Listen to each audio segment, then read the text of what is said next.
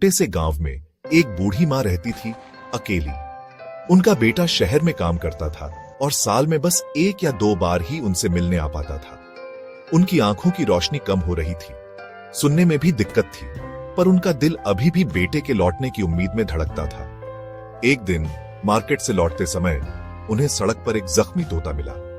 वो कांप रहा था, उसके पंखों से खून बह रहा था। उन्होंने प्यार से उसे उठाया, अपनी शॉल में लपेटा और घर ले आई। उन्होंने उसे पानी दिया, थोड़ा दूध पिलाया और धीरे धीरे उसकी देखभाल करके उसे ठीक कर दिया। कुछ ही दिनों में तोता फिर से हेल्थी हो गया। वो तोता उनका सबसे करीबी साथी बन गया। जब वो अकेली होती तो वो उनसे बातें करता, उनके लिए गाता और कभी कभी उनके बेटे की आवाज में कहता, माम, मैं घर आ रहा हूं। वो मुस्कुरा देती, उनकी आंखों में आंसू भर आते।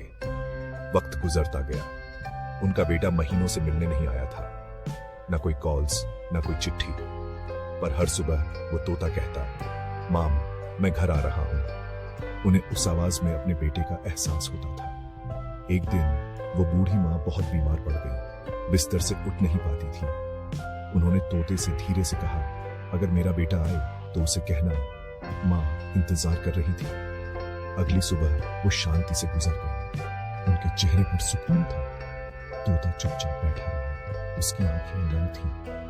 कुछ दिनों बाद उनका बेटा गांव लौटा। उसकी मां जा चुकी थी। उसने तोते को देखा और तोते ने धीरे से कहा, मां, मैं घर आ रहा हूं। बेटा फूट फूट कर रो पड़ा। जिन्हें वो प्यार करते हैं उन्हें कभी अकेला महसूस होता नहीं। कभी कभी उनका अकेलापन उनकी मर्जी से नहीं होता। उन पलों को संजो कर रखना, याद रखना, वो बहुत कीमती